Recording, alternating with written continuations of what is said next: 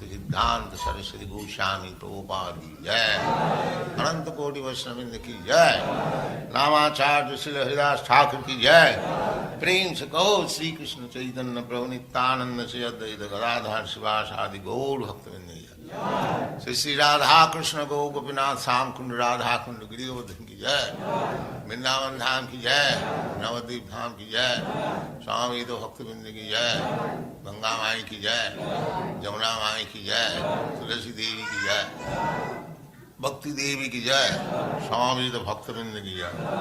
All glories to the assembled Lord. All glories to the assembled Lord. Thank you very much.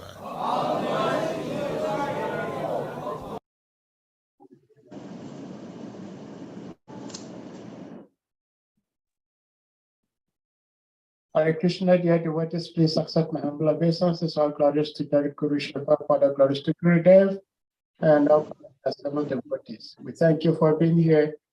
Hare Krishna, thank you so much. His Grace Vaiyasaki Prabhu. Hare Krishna. Hare Krishna, thank you so much, and we very much appreciate having your association once again. Welcome back to Hare Krishna Africa platform. So, today we are going to be discussing the Srimad Bhagavatam second canto. Yes. Chapter 2, shloka number 23. Yes. This chapter 2 of the second canto is dealing with the cosmic manifestation. The cosmic manifestation means the material world. So some people may wonder, why is Sukadev Goswami speaking about the material world? And the answer is quite simple, that both the spiritual worlds and the material worlds are created by Krishna. And for a pure devotee like Sukadev Goswami, anything that's related to Krishna is super excellent. So Prabhupada gave a very nice example of this, Krishna's external energy, which is the material manifestation, and his internal energy, which is the spiritual manifestation. He said it's all one, just like Krishna has his front and Krishna has his back. When we see Krishna's front, we see his face, we see his eyes, we see how he moves. That's compared, Prabhupada said, to the spiritual energy. And Krishna's back, where you don't see his face, you just see the backside of everything. That's like the material energy, his material manifestation. But it's all part of the complete whole, Om Purnamada Purnamidam, the complete whole, Krishna. So therefore, the cosmic manifestation also is a creation by the Lord. It's known as the Bahiranga Shakti, the external energy, and the Antaranga Shakti, the spiritual energy, is the internal energy. So here we will be discussing in this chapter a little bit about the cosmic manifestation and about devotees who are in the cosmic manifestation and how they behave. Okay, so let's read the Sanskrit first. Yogeshwaranam gatimahur antar bahistrilokya pavanantaratmanam na karma vishtam gatim apnuvanti vidyatapo yoga samadhibhajam. So yoga ishvaranam means of the great saints and devotees. Yoga means the union with the Lord, and Ishvaram refers to the Lord who's the controller of everything. Gatim, a destination. Param Gati, the supreme destination, is Goloka Vrindavan. Ahu, it is said, Anta, within, Bahi, and without. Trilokya, of the three planetary systems, Pavana anta, within the air, atmanam, of the subtle body, na, never, karma bhi, by fruitive activities, tam, that, gatim, speed, apnuvante, achieve, vidya, devotional service, tapa, austerities, yoga, mystic power, samadhi, knowledge, pajam, of those who entertain. Translation by His Divine Grace, A.C. Bhaktivedanta Swami Srila Prabhupada. The transcendentalists are concerned with the spiritual body. As such, by the strength of their devotional service, their austerities, mystic power, and transcendental knowledge, their movements are unrestricted within and beyond the material worlds. The fruitive workers, or the gross materialists, can never move in such an unrestricted manner. So here in this shloka, Shukadev Goswami is explaining to Maharaj Parikshit some of the differences between the transcendental yogis, the devotees who have surrendered to Ishvara, to the Supreme Lord, and the fruitive workers, the jnanis, or the yogis who want mystic powers. So let's look at Srila Prabhupada's purport, and he'll give us some really good insights into this. Srila Prabhupada's purport: the materialistic scientists' endeavor to reach other planets by mechanical vehicles is only a futile attempt. So here Prabhupada, he begins by explaining that the scientists, although they're working very hard and they have so much energy for manufacturing rockets and everything to reach other planets, but Prabhupada says it's only a futile attempt. Futile. It means it will end in failure. It can never be successful. Later on in the purport, he explains why it can never be successful. But then he says, one can, however, reach heavenly planets by virtuous activities. So by punya, by virtuous activities, one can reach heavenly planets, but one can never expect to go beyond Svarga or Janaloka by such mechanical or materialistic activities, either gross or subtle.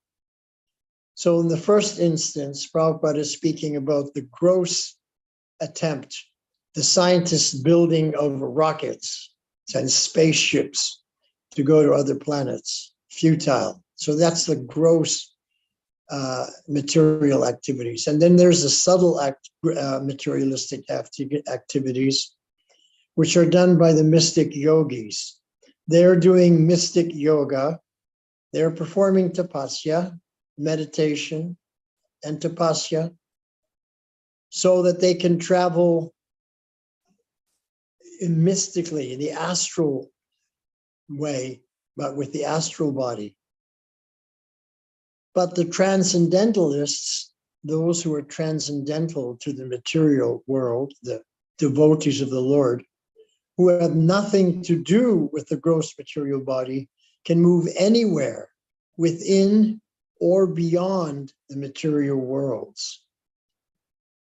So once we're situated in our constitutional position as Das Das Das Anudas, servant of the Lord, and engaged in transcendental devotional service, bhakti yoga, by chanting the divine names of the Supreme Personality of Godhead, Hare Krishna, Krishna Krishna, Hare Hare. Hare Rama, Rama Rama, Hare Hare. Once we are successful in our practice of this transcendental bhakti yoga process, then we will be able to move anywhere within or beyond the material worlds. And then Prabhupada gives examples. Narada Muni is one of the examples of such spacemen. And Durvasa Muni is one of such mystics. So by mystic yoga, Durvasa Muni is able to travel through the cosmic manifestation. And Narada Muni, by his devotional service, his bhakti yoga, is able to also. So Prabhupada continues that by the strength of devotional service, austerities, mystic power, and transcendental knowledge, everyone can move like Narada Muni or Durvasa Muni. So we should understand what this means. That when we're successful in devotional service, then we will have attained the qualities of the other transcendentalists, of which Narada Muni is one of the topmost examples. Prabhupada continues in the purport, by the strength of devotional service, by the strength of austerities, or by the strength of mystic powers and transcendental knowledge, anyone can move like Narada Muni or Durvasa Muni. So we're following in the footsteps of Narada Muni, not in the footsteps of Durvasa Muni. But those persons who are following the mystic yoga and are searching after transcendental knowledge, the mystic yogis and the jnanis, they also can move through the universe, but they can't go beyond the material universe, whereas Narada Muni can. Narada Muni can go through anywhere through this material universe, and he can also go to the Vaikuntha planets beyond the material universe. Durvasa Muni can't. Prabhupada concludes this purport by saying, it is said that Durvasa Muni traveled throughout the entirety of material space and only a part of spiritual space within 1 year. So the speed of the transcendentalists can never be attained by the gross or subtle materialists. So here Prabhupada is in this purport. He's appealing to our internal desire for mystic powers. We're devotees, no doubt. We worship the Lord, but we also have some desires for mystic powers. So therefore, Prabhupada is saying in this purport that when one is successful in devotional life through his devotional practice, then he does gain mystic siddhis, but he's not interested in them. Just as the beginning of the shloka explains, Yogeshvaranam gatim ahur antar,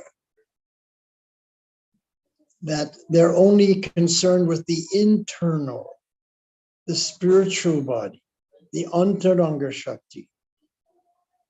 They're only concerned with that. They're not really interested in the external energy. For the devotees, the external energy is something that we will utilize in order to serve the Lord. How we will utilize the external energy to serve the Lord?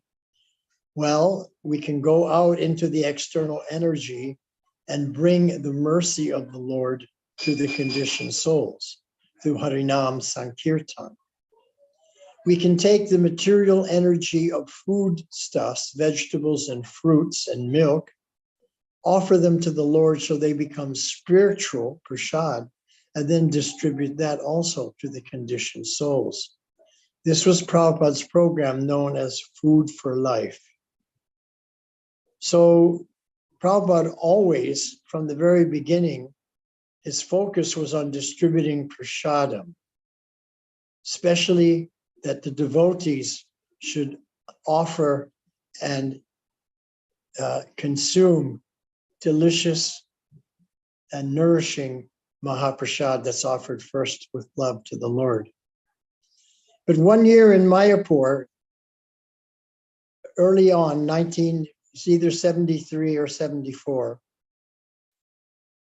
there were devotees outside Prabhupada's room, and they had gathered, and they were leaning over the railing and looking down.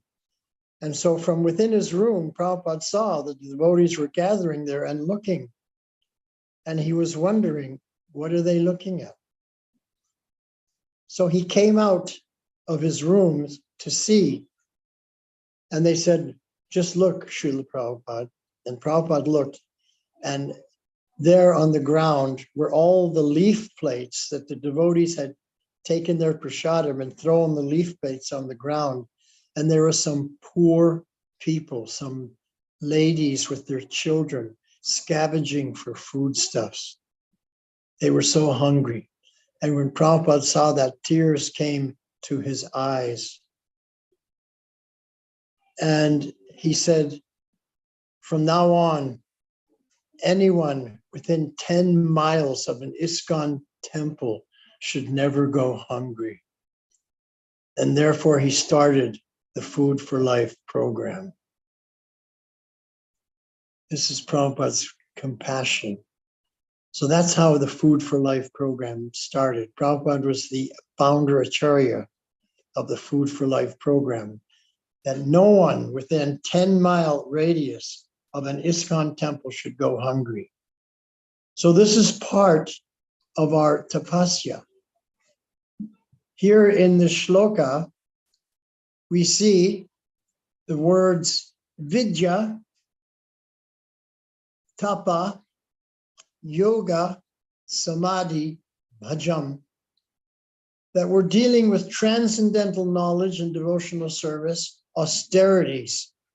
So one of the austerities is distributing prasad, cooking and distributing prasad, going out and making sure that everyone can get the taste of Krishna prasadam. That's their connection to Krishna. And also the Mahamantra. So while we're distributing the Food for Life, we're also chanting Hare Krishna and maybe distributing books. So in this way, this is our austerity.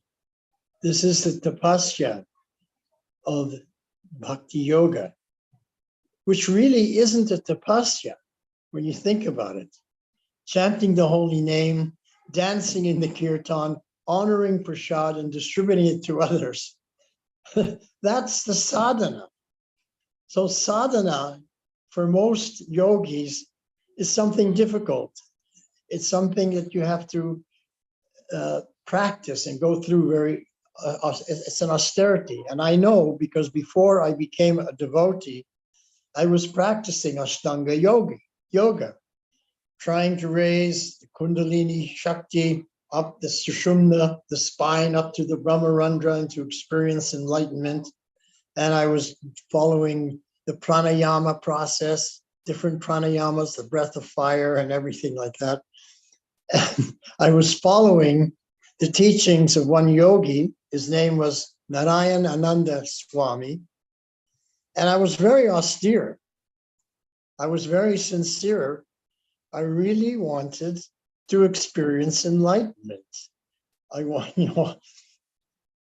As a young man, I had 3 questions that, where did I come from? Where was I before I was born? That was my first question. My second question was, what happens to me at the time of death? Where do I go? What happens? And then the third question I had was, what is my purpose for being here? What am I supposed to be doing? Am I supposed to be doing something? Or what is it all about? So that's why I was very serious about yoga. So in those days, while I was following that Kundalini yoga, I was only taking dates and the milk of goat milk, not even cow milk, because goat milk is more alkaline. So I would take a little bit of date in my mouth, a little bit of goat milk, chew it together, and that's all I ate for months. And I was reading and I was practicing this pranayama and, doing the meditation and just really serious about trying to experience enlightenment. At the same time, I had already met the devotees.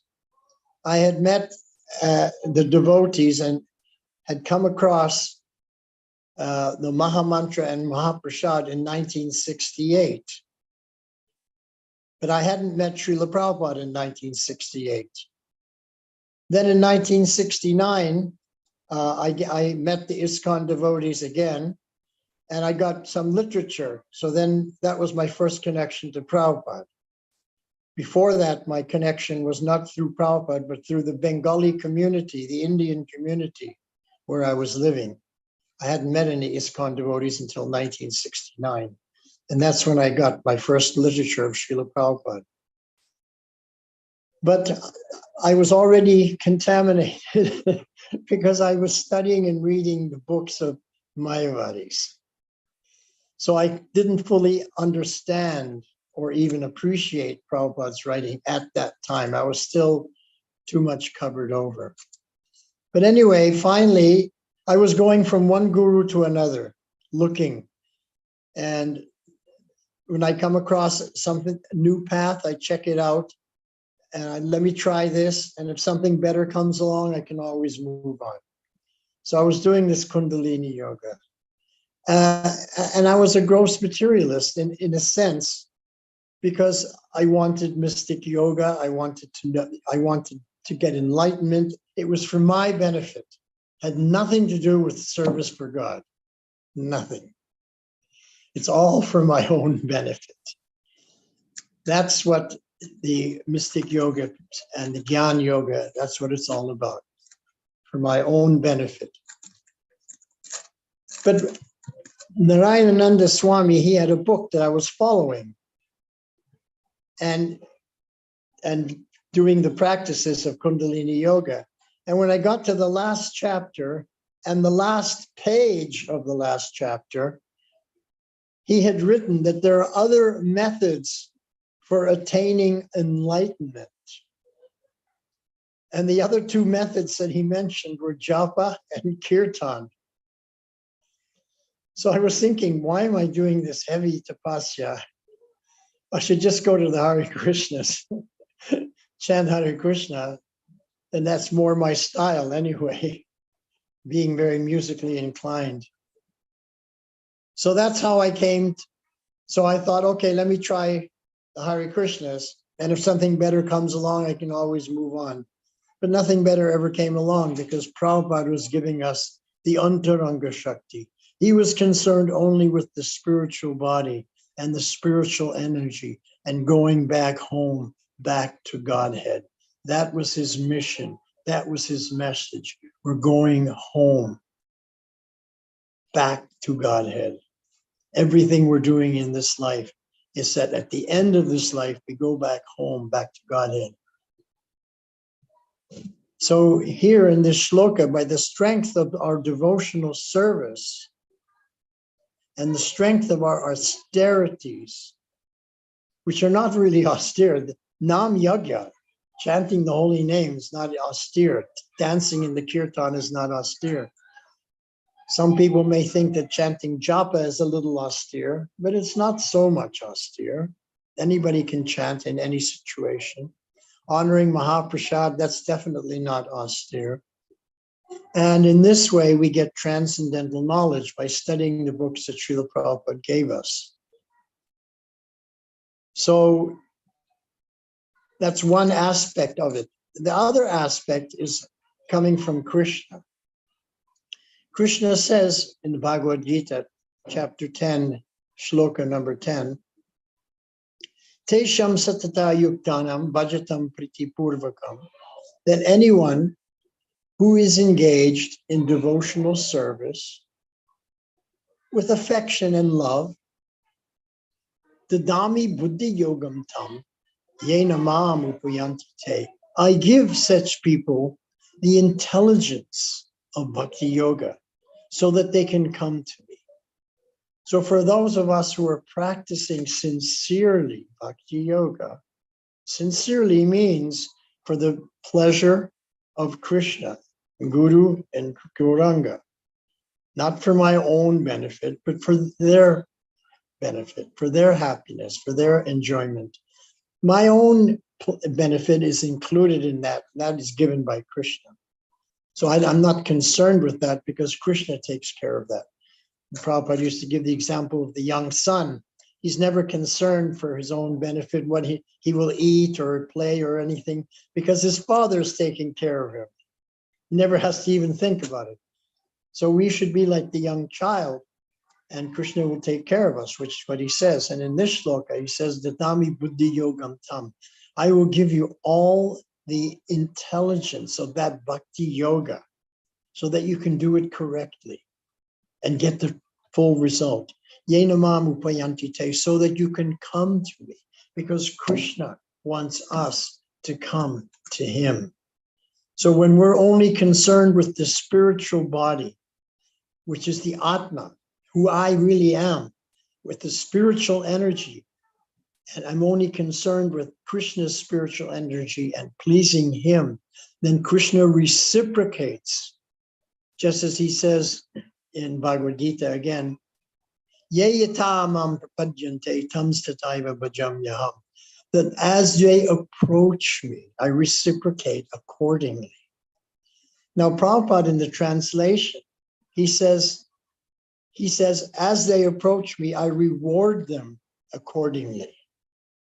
So Prabhupada, he's saying that when Krishna reciprocates with us, that's our reward. We're rewarded by our devotional service, by the reciprocation of Krishna. Such a wonderful way of seeing reciprocation. It's a reward that we're receiving from Krishna for the service that we're rendering, which means that Krishna is pleased, that he's accepting our service. Because if he was not accepting our service, if he's not pleased, then he's not going to reward us, obviously. And there are many devotees who leave this movement because they don't experience that reciprocation. And they may think, the process doesn't work. But actually, they should come to the conclusion, not that the process doesn't work, but I'm doing something wrong. And what am I doing wrong? Let me fix what I'm doing wrong so that I can get the result. But they leave. They don't realize that they're doing something wrong. They just put the blame on the process. Oh, it doesn't work. They never accept the responsibility that they did it poorly. They didn't please the Lord. So pleasing the Lord, this is a success. And then Krishna rewards us with his reciprocation. That's shloka 10:10. Dadami buddhi yogam tam yena mam upayanti te, so that you can come to me. I'll give you all the intelligence you need so you do it correctly. And then in shloka chapter 15, shloka 15, Sarvasya chaham hridi sanivishto matas mritir jnanam apohanam cha. That I am seated in everyone's heart, and from me within the heart comes knowledge, comes remembrance, and also comes forgetfulness. So Krishna is in charge of three Shaktis. The Jnana Shakti, the Smriti Shakti, and the Apohan Shakti. So the Jnana Shakti is the Shakti of knowledge. All the knowledge that we have is given by Krishna. We shouldn't think, oh, I am so intelligent. I know so much. This is coming from my fertile brain. No way, Jose. It's given by Krishna. This is how we know Krishna is reciprocating with us, because he gives us that knowledge. Gyan Shakti. He gives that knowledge. Smriti Shakti. He has the power of giving remembrance. What remembrance will the Lord give us? Well, that we're spirit soul. We'll remember that we're spirit soul. We're not this body. We remember that we're das, anudas. We're the servant of the servant. We're not the Lord of all that we see, and that everyone should serve me, but that I should be the servant of everyone else. He gives us the remembrance that I should be doing devotional service for the benefit of the Lord and not for my own benefit. And this is what he also explains in 1866. He says to Arjuna, Sarva dharman parityaja mamekam sharanam vraja. Now, this is a very interesting shloka because throughout the whole Bhagavad Gita, 17 chapters and half of the 18th chapter, he's been speaking about following dharma, that dharma has to triumph over adharma. That's why we're fighting this Kurukshetra battle. The Kauravas are representing adharma, and Arjuna and the Pandavas are representing dharma, and we have to fight to establish dharma and to prevent adharma from taking over. But then he says in 1866, Sarva dharman parityaja. You know, all those dharmas that I was talking to you about, you forget about them. You can just abandon them. What? Arjuna must be scratching his head. What do you mean? And then Krishna says, Mamekam sharanam vraja. You just surrender unto me. And that is called Sanatan Dharma. That's the eternal Dharma, because we're always, in every situation, eternally surrendered to the Lord on the spiritual platform, the Atma and the Paramatma, the Jiva soul to the Supreme Soul Personality of Godhead. So, Mamekam Sharanam, you just surrender to that, make me number one. Now, why is Krishna saying to Arjuna, make me number one? Because previously, Arjuna was making himself number one. In the first chapter, he's seeing on the other side, he says to Arjuna, to Krishna, let's drive the chariot in the middle of the battlefield. Let's see who's arrayed against us. And he looks and he sees on the other side, Bhishmadev, oh my God, Bhishmadev, my grandfather, the greatest warrior of all. And Dronacharya and Kripacharya, my teachers, and my friends and relatives are, Krishna, I can't fight against them. This is adharma. Oh, I'm losing my memory. My Gandiva bow is shaking in my hand. I'm just losing all perspective. I cannot fight. So that's the end of chapter 1. Arjuna, he's making himself number one.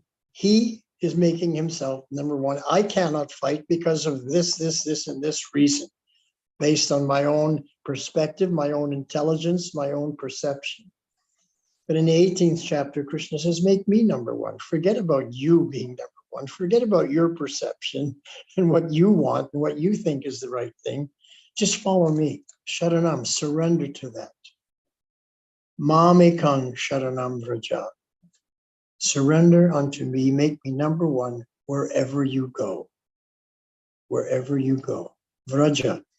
The Sanskrit word vrajana means touring, tirtha parikrama. So when you're going touring and tirtha parikrama, you're going to different places. So mamekam sharanam vraja, wherever you go. And of course, there's a deeper meaning of vraja, mamekam sharanam vraja. You surrender and make me number one, like the residents of Braj are making me number one, the gopis and the gopas and the goats, the cows, like that. So what happens if we really take to this process of bhakti yoga very seriously? Because we're supposed to be transcendentalists and we're supposed to be concerned only with the spiritual body, with the Atma. And by the strength of our devotional service, our movements will be unrestricted. we can do the impossible. We can become empowered by the Lord, just like Narada Muni was empowered by the Lord. Prabhupada was empowered by the Lord. We can also become empowered by the Lord. But we have to deserve. That's one thing that Prabhupada taught me. He said, first deserve, then desire. He didn't want us to desire when we were undeserving, because that's a cheating process. First deserve, then desire. That's what he taught me.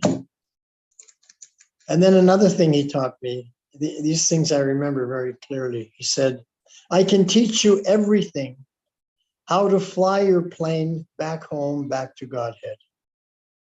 But then you have to fly it yourself. I can't do it for you. He'll teach us how to go back home, back to Krishna, but we have to do it on our own. We have to show Krishna that we made the endeavor and we overcame the obstacles. And we overcame all the challenges and we were successful. And now we're coming back home, back to Godhead. So this is what we have to do. Mamekam Sharanam Braja. Now what happens when I surrender to Krishna and make him number one wherever I go? Krishna answers that in the second half of the shloka. Ahang twang sarva papebhyo.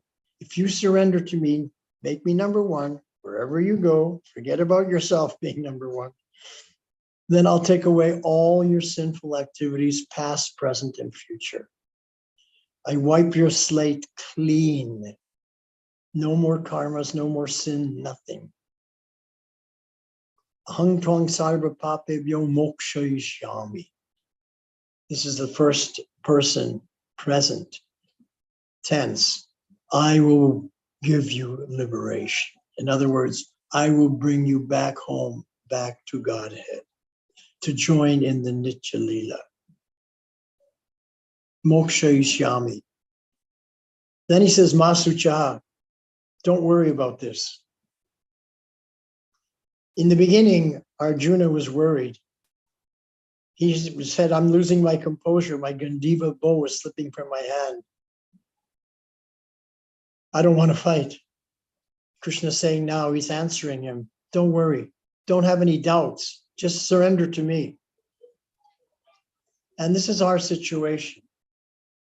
We have our doubts. And what does it mean when someone says, don't worry, don't have any doubts? What does it mean when someone says that to us? It means they're saying, trust me.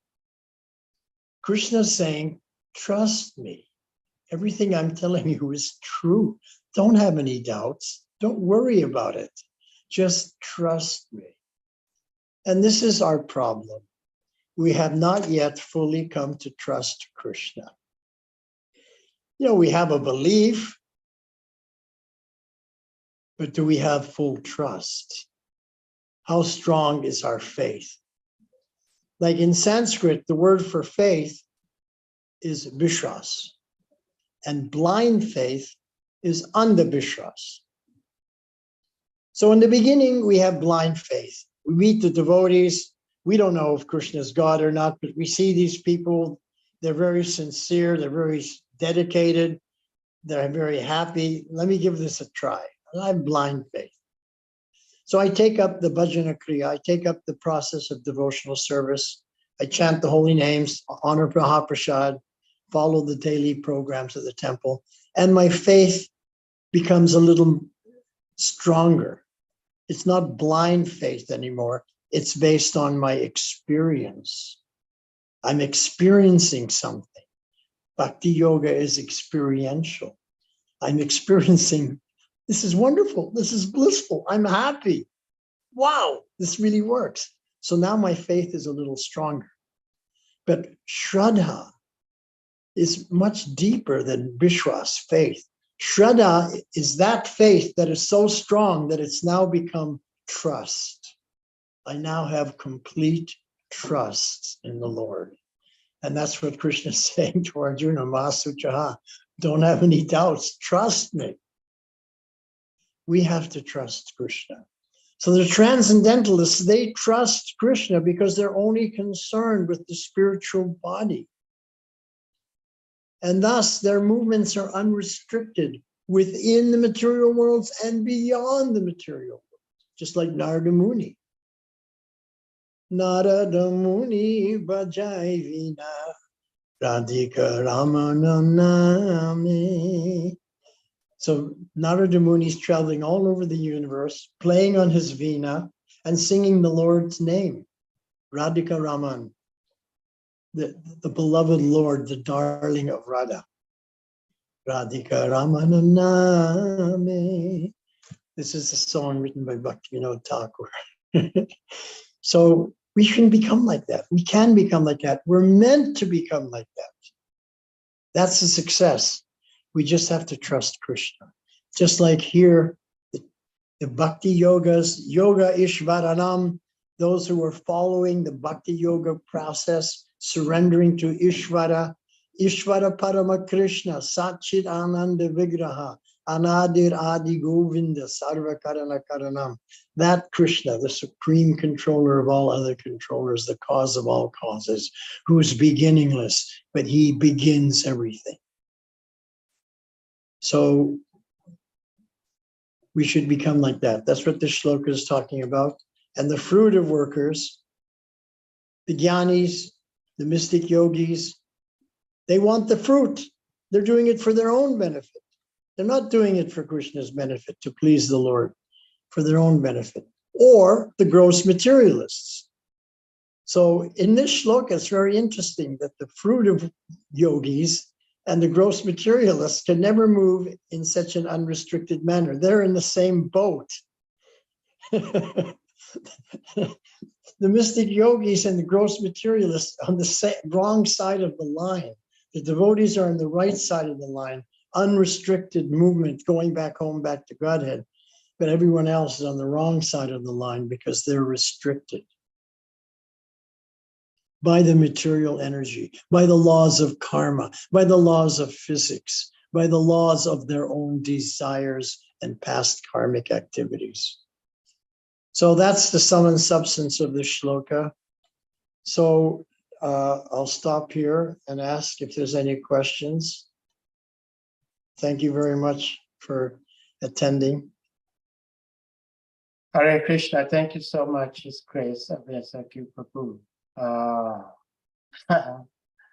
It's so beautiful to have the association. I would say I'm fortunate, and I think there are a few of my god brothers here also who together with me, we met you first in Cleveland, and I must say you made me suffer so much cold because I was very fresh coming from Africa. I wasn't used to the cold weather here, and it was so cold, and you were leading Kirtan in the Rath in Cleveland. And we've all heard of your wonderful bhajan. So we said, no, we have to be there to see this Prabhuji. So we kept sitting in the cold and dancing in the cold. And we all became almost frozen. Thank you so much, Prabhuji. Well, dear devotees, if anyone has a question, comment, realization, you may indicate by using the hand emoji. Your physical hand, and you'll be asked to unmute to speak. Hare Krishna. But we just have one quick question. You were talking about how even though we're trying to be devotees, we have the belief that yes, Krishna is the supreme personality of Godhead. But oftentimes we do not have the trust factor. And I would like you to throw a little bit more light on what it means when one says that this person trusts Krishna. Because it is said that trust is earned. In order for one to trust somebody, that person should have proven himself or herself in a situation that that person would give him or her trust to the person. And we know Krishna is the Supreme Personality of Godhead. He does things the way he chooses to do them. So if I'm praying to Krishna and he wants to do his own thing, and what I'm looking for is not happening, then how do I trust this Supreme Lord? This is my question, Prabhuji. Hare Krishna. Well, in the beginning, we don't know Krishna. So it's difficult to trust Krishna. But what we do know is that we're in our case, we met a pure devotee, Srila Prabhupada, and we saw that in his life, his every thought, his every word, his every activity was full of devotion and love for Krishna. He had full trust for Krishna. And he was an elderly gentleman at age 69 who traveled to America in poor health. His health was very poor, but to speak of old age, because he suffered 2 heart attacks on the boat on the crossing to America. You don't have a heart attack if you have good health. So even in ill health, he had so much trust in Krishna that he just had to go and do it.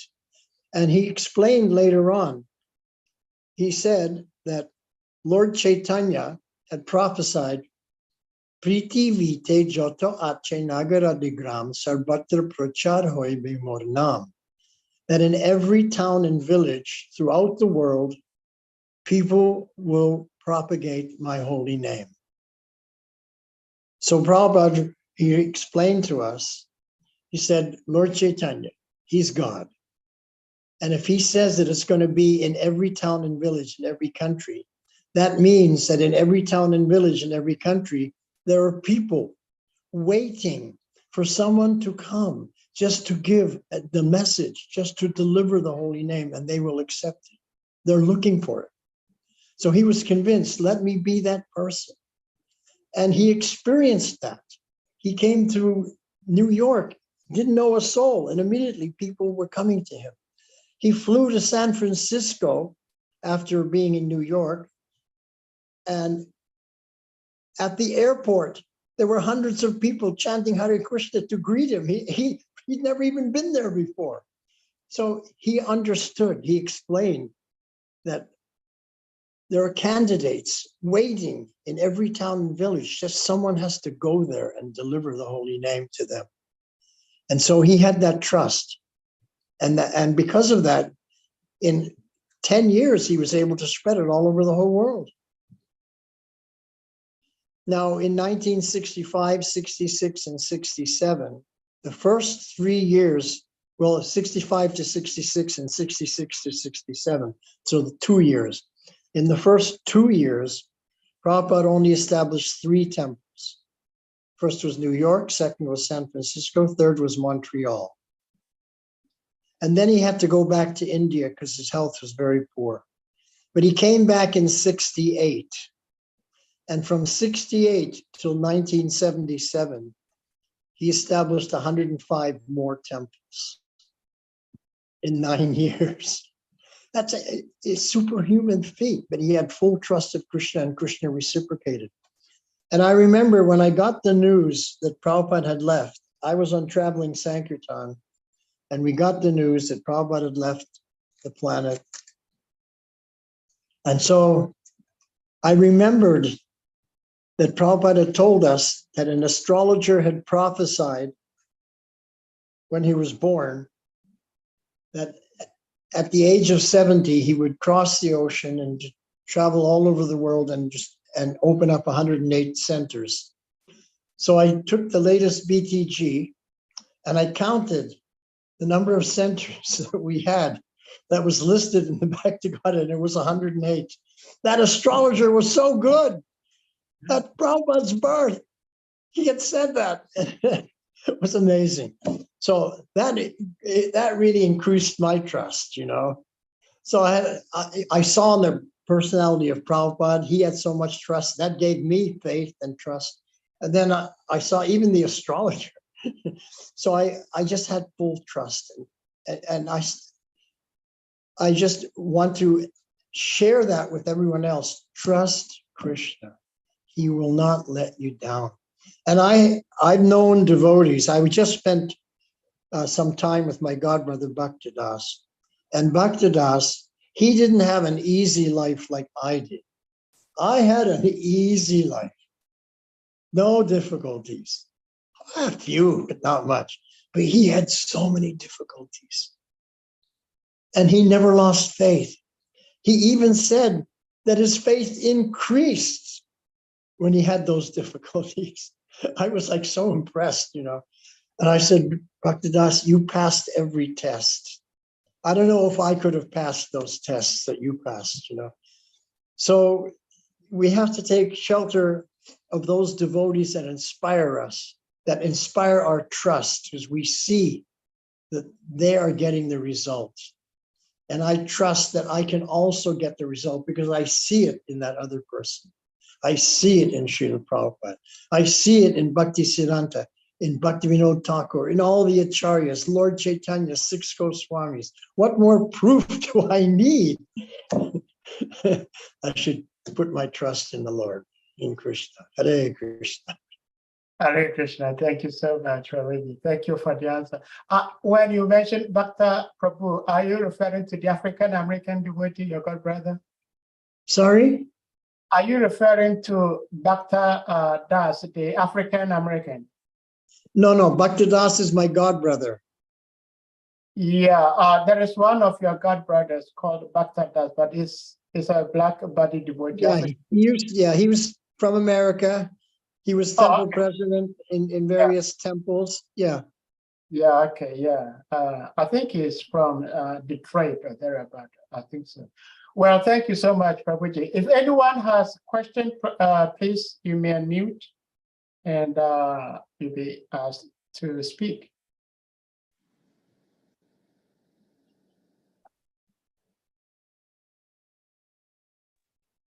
Hare Krishna, please, you may unmute. Hare Krishna, Prabhu, obeisances. My Okay. Oh, sorry. Sorry, Krishna Prabhu, unmute. okay. Okay, good. Hare Krishna, Prabhu, obeisances. My question is on developing faith. How do I develop faith in difficulties? Like you mentioned, Bhakta Das, he passed all the exam, difficulties is about faith on Krishna. How do a neophyte devotee develop faith in tribulations? Because one can ask, why does God allow such things? And I should develop faith. Okay, that's a very good question. Why does God allow difficulties to the devotees who are serving him? Is that your question? Yes, Prabhu. Yes. Okay. So here's how do we develop faith along in that process? So let's look at that. Let's look at the life of Srila Prabhupada. Srila Prabhupada had to struggle to get to America. It wasn't easy. He was faced with one challenge, one obstacle after the other. It wasn't an easy path. And then he was ill. And then he had 2 heart attacks on the boat. So we ask, why did that happen to him? Why didn't Krishna make it easy for him? Well, Krishna has his reasons, you know. We may not understand why, but we can assume that Krishna gave some difficulties to Srila Prabhupada so that he would become stronger in devotional service.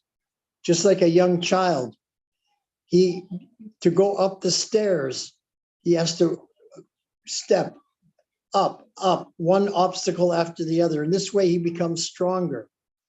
You have to keep climbing higher and higher. Because when Prabhupada came to a strange country strange people, strange customs and traditions. He had to become really fixed in his determination. So that's one reason why Krishna may have given him some obstacles to make him stronger. Another reason why Krishna gave obstacles to Srila Prabhupada is to show how the devotee is so faithful, has so much trust in the Lord, that even in the face of difficulties and obstacles, he never gives up. And that is the quality of a Vaishnava. A Vaishnava never quits, because quitters never win, and winners never quit. Vaishnavas are winners. They're on their way back home, back to God, and they never quit. So there was to show the example of Srila Prabhupada, that he never quit. He overcame every obstacle. And the third reason that there's many reasons, but here's a third one, why Krishna put obstacles in front of Srila Prabhupada, was to show us how to overcome. That there may be obstacles in our life also, but the obstacles in our life will not be as difficult as the obstacles in Prabhupada's life. Prabhupada overcame heart attacks, all kinds of setbacks. We may not have those difficulties. The obstacles that we have to overcome may be smaller ones, but we have to be inspired not to give up. So by putting obstacles in front of the devotees, the Vaishnavas, we become stronger. And we should understand one thing: Krishna will not put an obstacle in front of you that you can't overcome, because that's illogical. It doesn't make sense to put an obstacle in front of you that there's no way you can overcome it. That doesn't make sense. So we should understand that every obstacle, we're able to overcome it. Krishna has put an obstacle there that we can overcome. And when we overcome, we become stronger in devotional service. So I hope that helps you, and that I was able to answer your question. Yeah, Hare it Krishna. helps me. Thank you, but I am not Prabhupada. You're Srila not Prabhupada, Prabhupada. Srila Prabhupada, when he was born, there was this calculation. You mentioned the, what do you call it? I forgot, the astrologer. Mhm. Yeah.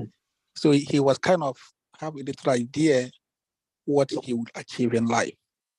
So he know what he would do. He know he will preach in the West.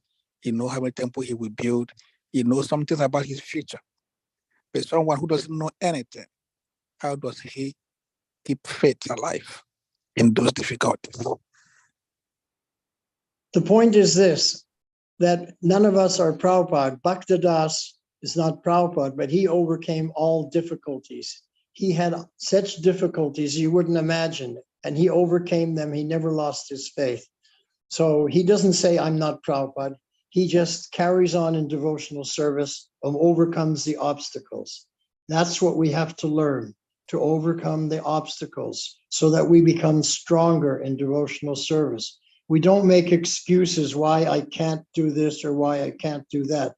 We actually come up with an idea why I can do this and why I can do that.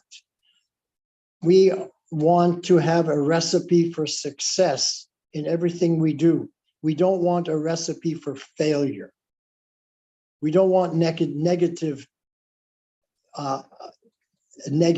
in our life. We just want positive things in our life. So we have to overcome these obstacles because they're put there by Krishna for us to become stronger. Just like a young child wants to walk. He sees all the adults walking, but he's only crawling on hands and knees. He's a toddler, but he wants to walk. He gets up, he falls down, gets up, falls down, gets up, falls down, but he never gives up. He keeps trying and trying, and that's why everybody walks. Because if he gave up, he'd become a cripple. He wouldn't be able to walk for the rest of his life. Okay, thank you, Prabhu. The analogy of the child walking is being another question. When a child is walking, he falls. the parent love and encourage him to keep working.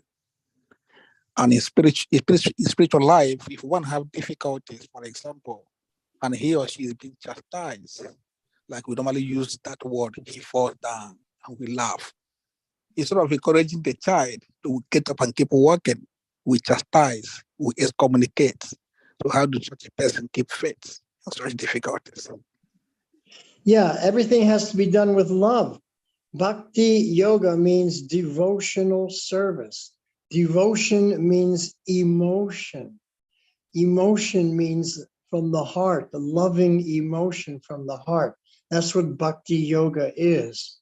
Because if there's no devotion, then the yoga just becomes a commotion. So there has to be devotion and loving emotion. So if that isn't there, then we will not be enthusiastic. We will not be inspired to continue. So the pure devotee always gives loving inspiration. That's what Prabhupada gave to us. And so we were always encouraged. Not that someone finds your fault all the time and makes you feel bad. That's not how to inspire other people. We should never find other people's faults. Bhaktisiddhanta Saraswati Thakur, he explained this so nicely. We should only find our own faults and correct them and see the good in others. Because what happens if I find the fault in someone else? Let me explain to you what it means. We all have faults. Krishna says this in Bhagavad Gita, that every endeavor has faults, just like fire has smoke. But if some devotee is doing some service and there's fault there, and I notice the fault, and I talk about that fault, maybe I even mention it to other people, then the karma that the devotee would have gotten from doing some faulty activity now comes to me because I found the fault. So by finding other people's faults, I'm taking their karma on myself, which is crazy. That's ridiculous. Who wants to do that? So we have to learn to appreciate what everyone's doing and not find their faults, because then we take the karma that would have gone to them because I found the fault. This is how Bhaktisiddhanta explained it. That's why he never found anyone else's fault.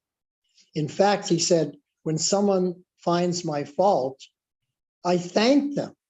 I'm happy because maybe I didn't know I had that fault. And so I appreciate. So Lord Chaitanya has explained this very nicely in one shloka. He says, Trinadapi sunichena tarori vasahishnara amanina manadena kirtaniya sadahari. So amanina manadena. Amanina means I don't desire any honor or respect. Manadena, I give all honor and respect to others. So amanina means because I don't desire any honor or respect. If people do not give me honor or respect, then I'm not bothered. I don't want it anyway. They don't give it, no problem. If I do something wonderful and no one pats me on the back and says, good job, it doesn't bother me because I don't want honor and respect. I'm happy not having honor and respect. This is called amanina. And this is how we become more tolerant than the tree. And if someone does come and offer me respect, then immediately I say, no, it's not me, it's my guru, it's Srila Prabhupada. He gets the credit, not me. Before I met Prabhupada, I was fool number one. So anything I'm doing now is because of him, so he gets the credit. So we have to learn to practice amanina and manadena, give all honor and respect to others. By giving honor and respect to others and not seeing their faults, seeing their good qualities, this is how I become more humble than the grass, more humble than the straw in the street. And then what happens when I practice amanina manadena? Kirtaniya sadahari. Kirtaniya sadahari means that Krishna is accepting my kirtan, my chanting. because sada means always. If I'm always chanting Hare Krishna, it means that Krishna is accepting it. Because if he doesn't accept it, I'm not always going to be chanting Hare Krishna. I'm going to fall into Maya. Because unless I'm doing it eternally, I'm going to be not a devotee. I'm going to be leaving devotional service. So Kirtaniya Sadahari means Krishna is accepting my kirtan, and therefore I'll always be able to do it. So we have to learn from Lord Chaitanya. He's taught us how to live as devotees. We have to follow this teaching. Trinadapi Sinichena Turodiva Sahishnara Amanina Amanadena Kirtaniya Sadahari. This is the formula for success in devotional life, to get Krishna prema. And this is what Prabhupada said. This is the formula for attaining Krishna prema. Hare Krishna. Thank you, Prabhu. Hare Krishna. Thank you so Hare much Krishna. for the time and the explanation. Prabhuji, when you were speaking, you had indicated that before you met the devotees, you were already searching for the truth. So you were jumping from here and there. Wherever you found knowledge, you pursued. So I wanted to find out from you if you would be kind enough to share with us what made you stick to Krishna consciousness for over 50 years. Now that you saw Krishna consciousness, you met Krishna consciousness, you are no more jumping from here and there. What did you and what did you find with Krishna consciousness that is not even making you think you have to look for something somewhere else? Well, it's the chanting of the holy names. Lord Brahma taught Narada Muni, and Lord Chaitanya taught the 6 Goswamis the same teaching. Haranama, Haranama, Haranama, Eva Kevalam, Kalo Nasyeva, Nasyeva, Nasyeva Katiranyata. There is no other way except chanting the holy names of the Lord. So I took up the chanting of the holy names of the Lord with sincerity and with feeling and with a little devotion. And I got an experience. I was experiencing bliss. I was happy. I was joyful. And this is what Krishna explains in Bhagavad Gita, chapter 10, shloka number 2. He says, Raja Vidya Raja Guyam, Pavitram idam uttamam, pratyakshavagaman dharmyam susukam kartum avyayam. That this knowledge of Bhakti Yoga is Raja Vidya. It's a topmost king of education. Raja Guyam, it's the most confidential knowledge. Pavitram, it's the purest knowledge. Uttamam, it's the most transcendental knowledge. Pratyakshavagaman dharmyam, and we can experience this directly within our own heart. And when we experience it, susukam kartum, that everything we do is joyfully performed. Now, sukam kartum means joyfully performed. But Krishna says, susukam kartum. It's more joyful than joyful. It's blissfully joyful, everything you do. And then avyayam, and it never comes to an end. It increases more and more. So Krishna consciousness is the real enjoyment, because everything we do, susukam kartum avyayam, is joyfully performed. So sometimes you hear the devotee saying, Prabhu, you're not the enjoyer. No, you're wrong. We are the enjoyer. We're the only enjoyers, because you can only enjoy when you're connected to the supreme enjoyer, Krishna. Actually, we're not the sufferers. I love the part of enjoyment. Yeah, the devotees are the only ones who are the enjoyers. The materialists, they're thinking they're enjoying, but they're actually the sufferers. They're suffering birth, death, old age, and disease, birth after birth after birth. But the devotees, they're susukam kartum, everything they do is joyfully performed because they're connected to the supreme enjoyer. So this is the only enjoyment, is Krishna consciousness. There is no other enjoyment. Hare Krishna. Hare Krishna. Thank you so much, Prabhuji. Prabhuji, are you in India? Yeah, I live in Vrindavan. Oh, okay, okay. I asked because I was looking at the time because it's a bit late your time there. But devotees also love to hear from you because we don't get you most of the time. There are a few of us on this platform as we speak now that are from Gita Nagri.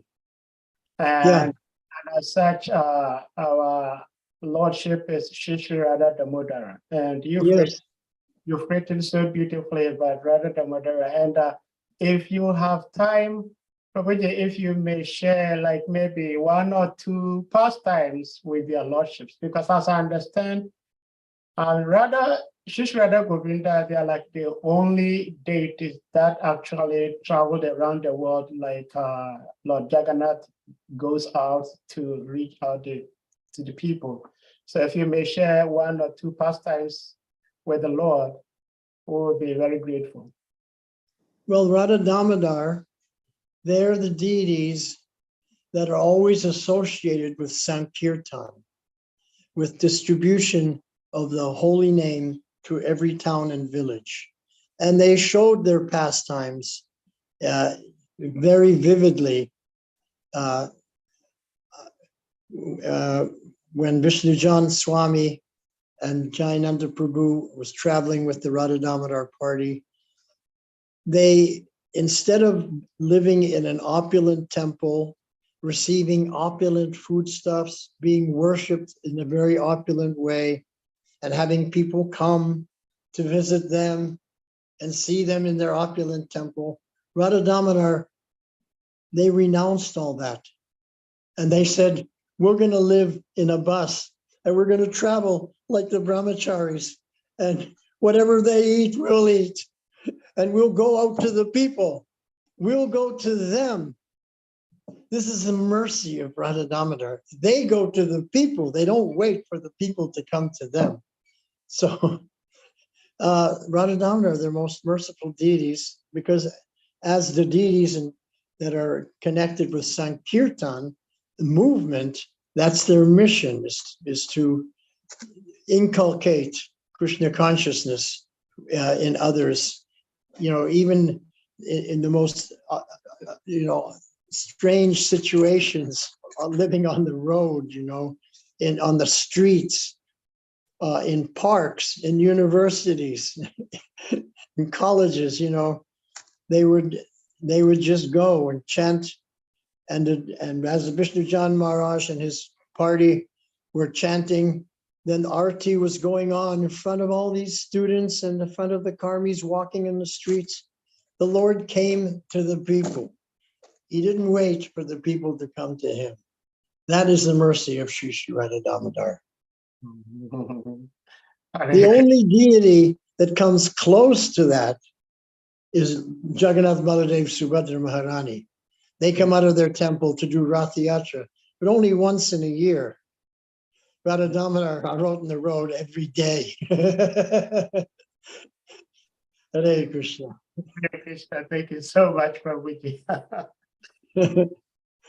What a mercy. So, it seems, Prabhuji, the devotees usually are not silent, but it seems you kind of put some dose on the devotees. Everybody is so satisfied. Nobody has anything to say, because your Krishna Katha from the Bhagavatam is so beautiful. I think Vaiyasaki also means like Shukadev, like the son of Vyasadeva. So it's not, Right. it's not surprising you speaking so beautifully. Jagannapani Prabhu, Hare Krishna, please unmute. My brother, Hare Krishna. Hare Krishna. Hare Krishna, Vaiyasaki Prabhu. Hare Krishna. So wonderful to hear from you. Jagannath from Gita Nagri. The Yes. Gita Nagari devotees are also here, yes. I haven't been to Gita Nagari for many years because I'm living now in Vrindavan since 2009. So I haven't been traveling like I used to when I was living in America. But I have the picture of Vishnu Jan Maharaj and Radha Damodar in my home. So I'm always, every day I see them. Yeah. The Gita Nagari Radha Damodar. Plus we have our own little deities of Radha Damodar, smaller. Yeah. So, you know, Radha Damodar is our Ishtadev. Hare Krishna. Beautiful. Yeah, and the last time I went to Gita Nagari, and I walked into the temple room, and I heard there was a tape playing, and it was Vishnu Jan Swami chanting, and tears came to my eyes because he's still chanting to his beloved lords, Radha Damodar. Even today, they still hear him.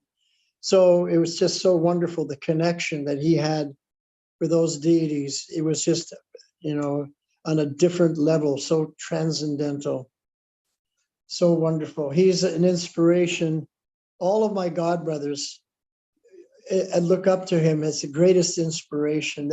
Everybody loves him. He was so unique, so special, so devotional. I could never hope to come to the level of devotion that he had, but you know, we're doing our best. We're trying our best. Thank you so much for everything. Hare Krishna. Okay, so Janapan Prabhu, please, you may go ahead and speak. Yes, I want to thank you for the class and the little bit you were sharing about Radha Damodar. You've actually shared quite a bit about Radha Damodar in your first 2 volumes. And I was here in '98 when you were here, and you were staying in Sasrup Maharaj's cabin in Gita Nagari, finishing up the last touches on one of the volumes. It was the first volume. And of course, you know what my question is. When is the next volume coming? Well, the 3rd volume is the most difficult for several reasons, because in the first 2 volumes, you have the people you love the most, Srila Prabhupada, Vishnu Jan Swami, and Jayananda Prabhu. They all leave the planet. So it's like it's very sad. They're all left. You were so joyful the first 2 volumes, but the 3rd volume you'll be crying. And then Radha Damodar, they end up leaving the bus party and coming to Gita Nagari. So it's a whole different transition. And I have to do it right. It has to be perfect.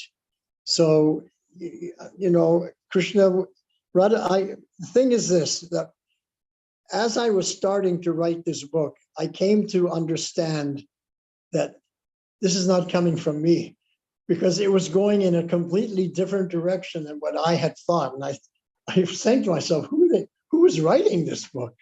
And I just came to the conclusion it was Radha Damodar wanted it to be a certain way, you know, and because originally the idea was just to glorify Vishnu Jan Swami, but it turned out that it was glorifying the Lord, Radha Damodar, and then Vishnu Jan and Jayananda were there as their servants. So, you know, it has to be done to the best of our ability. So it's taking a little longer than usual, but I know that it'll get done and that it'll be the way Radha Damodar wants it to be. And the thing is that I'm learning a lot. I'm becoming a better devotee over the years. You know, in 20 years, you do make a little advancement, and I've learned some stuff, and I'm still taking notes and you know, I basically have the full outline of the volume, and it's just a matter of fine tuning and coming up with the most poignant way of expressing and also getting the most intimate understanding from Srila Prabhupada, so that the whole pastimes of Radha Damodar can be concluded and understood as they are, as it is, no mental speculation. So like that. I have to do it like as if it was Shastra, you know? It can't be full of faults. It's just that it's not acceptable.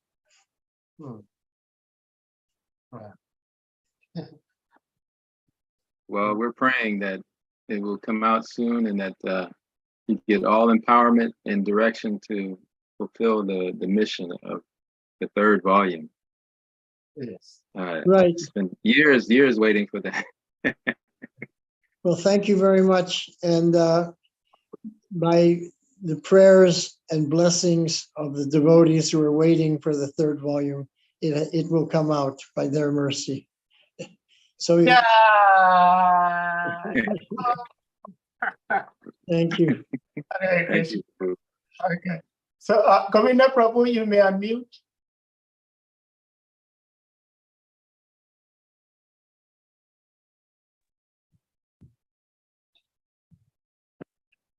Hare Krishna, Prabhuji. Hare Krishna.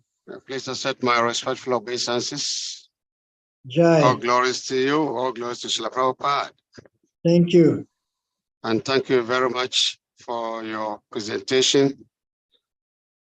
Very wonderful. Prabhu,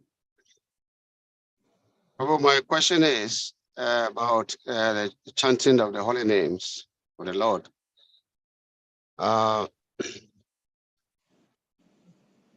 Krishna consciousness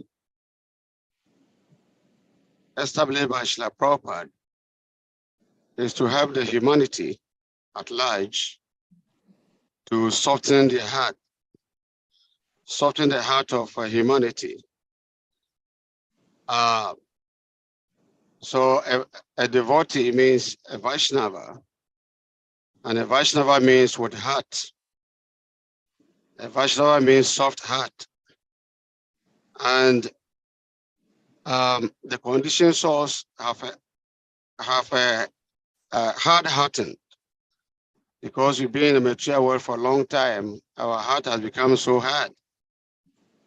So the love of God can never stay there, cannot penetrate. And so the chanting of the names of the Lord is to help us to soften this heart. And as a result of that, we get up in the morning when everybody is asleep, try to chant, try to fast. So many things that devotees are going through, so that we can soften this heart for the Lord to come and stay there. So the question is, what is the cause for one seems to be chanting, following, doing all kind of austerities, and yet still the godly qualities is not seen to be manifest in his heart? What is the cause? So we are chanting, we're following, doing all kind of things that is given to us to follow for this heart to be soft. But yes, you can see the third person, third questionnaire.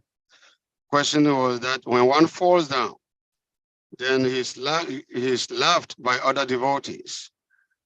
Many people are leaving the movement because of the treatment of devotees, because they were not careful, because they were not so concerned about them. They were not seeing love that was expected.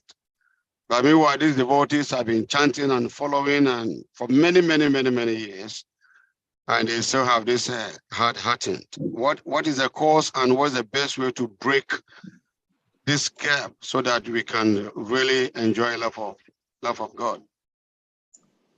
Well, we have to understand deeply what is my goal in life. And this is this is what I came to understand, what I wanted in my life. I wanted to go back home, back to Godhead. That's what I wanted. That was number one in my life. And so in order to accomplish that, to go back home, back to Godhead, I have to take up the process of chanting the holy names. So I took it up seriously and sincerely. Now, there are going to be difficulties on the way. And we're going to meet people who may not be as sincere as we are. We're going to meet people who are not going to be as serious as we are. But we should not let that disturb us. We should just focus on my goal, on the goal. Here in this verse that I spoke about today, there's the word, where is that word?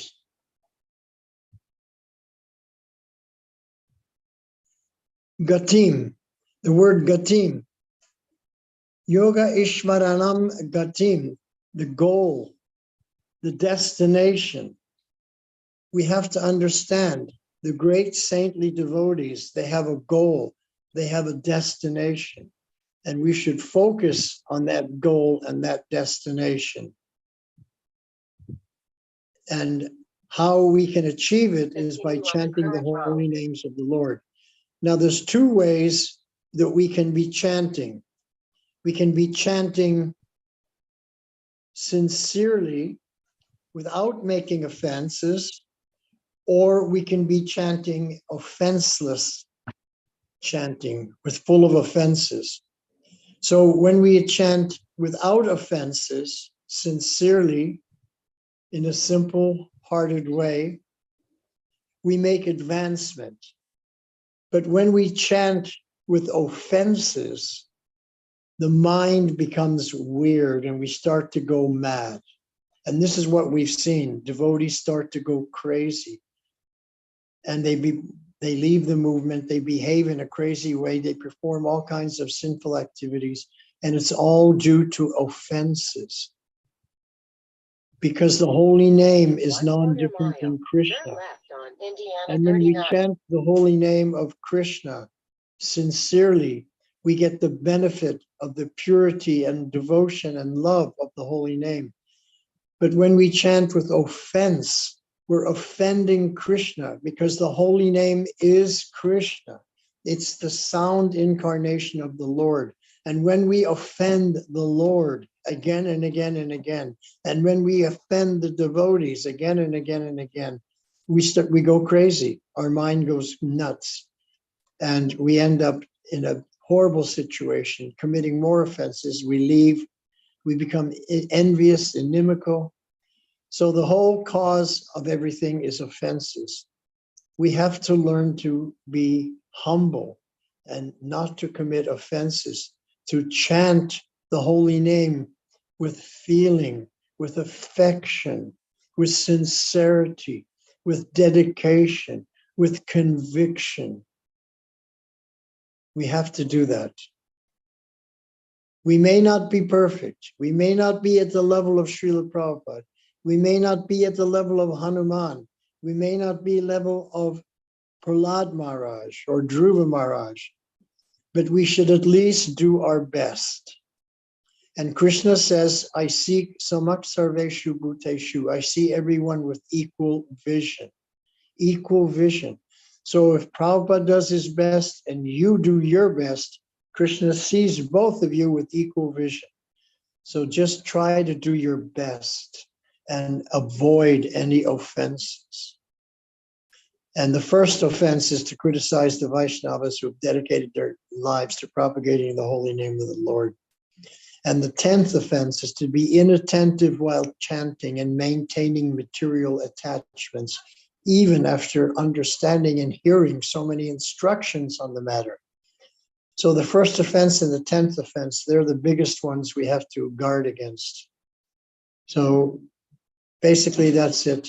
The cause for going crazy is offenses. The cause for leaving the movement and committing sinful activities and falling down is offenses. And when we're sincere, then we'll never fall down. The Lord will protect us. Hare Krishna. Hare Krishna. Thank you so much, Prabhuji. Prabhuji, we can't thank you enough for your love and your time. Even though it's late your time, you're still giving us so much ample time to be with you. And we're just hoping and praying that we can have your association every now and then. And since you are on the Dam, please, when you do offer your prayers, you remember us in your prayers also. So even if we cannot advance, at least we do not fall out. We remain at the lotus feet of Srila Prabhupada. This is our prayer and our request. Hare Krishna. Hare Krishna. So at this point, dear devotees, we're going to humbly request you all to kindly unmute, and we all chant Hare Krishna Maha Mantra to express our appreciation for. I think most of us, Prabhuji is our uncle, if not all of us, our revered uncle for his time and love. Jai. Hare Krishna. Hare Krishna, Hare Krishna, Krishna Krishna, Hare Hare, Hare Rama, Hare Rama, Rama Rama, Hare Hare. Hare Hare. Panchakapatarubhyascha kripasindhubhya eva cha patitanam pavanebhyo vaishnavebhyo namo namaha. All glories to His grace, Vaiyasaki Prabhu ki. Jai. Hare Krishna.